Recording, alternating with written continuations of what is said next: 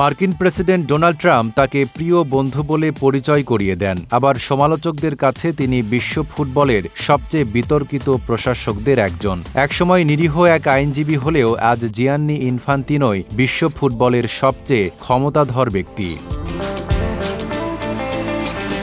সুইজারল্যান্ডে জন্ম নেওয়া সুইস ইতালীয় ইনফান্তিনো আইন বিষয়ে পড়াশোনা শেষ করে ফুটবল প্রশাসনে যুক্ত হন। ২০১৬ সালে ঘুষ ও দুর্নীতির কেলেঙ্কারিতে সেপ ব্লাটারের পতনের পর ফিফার সভাপতি নির্বাচিত হন তিনি। এরপর ২০১৯ ও ২০২৩ সালে বিনা প্রতিদ্বন্দ্বিতায় পুনর্নির্বাচিত হয়ে টানা এক দশক ধরে বিশ্ব ফুটবলের সর্বোচ্চ পদে রয়েছেন। তার নেতৃত্বে ফিফার আর্থিক সক্ষমতা উল্লেখযোগ্যভাবে বেড়েছে। সদস্য দেশগুলোর উন্নয়ন তহবিল কয়েক গুণ বৃদ্ধি পেয়েছে। ভিটামিন ই ও সি সিরাম ৮টি প্রাকৃতিক অয়েল সমৃদ্ধ লিলি সিরাম অয়েল, যা চুল পড়া কমায় মাত্র ৩০ দিনে।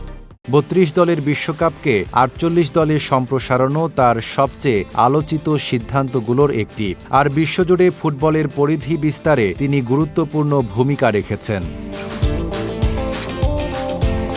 তবে সাফল্যের পাশাপাশি বিতর্ক পিছু ছাড়েনি। ক্ষমতাধর বিশ্ব নেতাদের সঙ্গে ঘনিষ্ঠ সম্পর্ক, ২০৩৪ বিশ্বকাপের আয়োজক হিসেবে সৌদি আরবকে বেছে নেওয়ার প্রক্রিয়া, ব্যয়বহুল বিশ্বকাপ টিকিট নীতি এবং সাম্প্রতিক বিভিন্ন সিদ্ধান্ত নিয়ে তিনি ব্যাপক সমালোচনার মুখে পড়েছেন। চলতি বিশ্বকাপে যুক্তরাষ্ট্রের ফুটবলার ফলারিন বালোগানের লাল কার্ড স্থগিতের ঘটনাতেও তার ভূমিকা নিয়ে প্রশ্ন উঠেছে। এমনকি ইউরোপীয় পার্লামেন্টের কয়েকজন সদস্য তার বিরুদ্ধে তদন্তের দাবিও তুলেছেন। শৈশবে বর্ণবৈষম্যের অভিজ্ঞতা পাওয়া ইনফান্তিনো নিজেকে ফুটবলের ঐক্যের প্রতীক হিসেবে গড়ে তোলার মানুষ হিসেবে তুলে ধরেন। তিনি ৭টি ভাষায় কথা বলতে পারেন এবং বর্তমানে নিউ ইয়র্ক, মায়ামি ও জুরিখে ফিফার কার্যক্রম তদারকি করেন।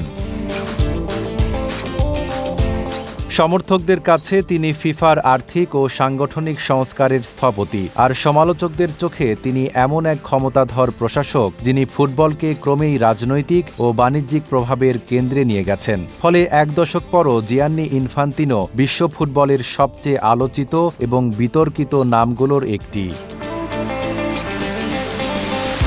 Desk report, Dhaka post.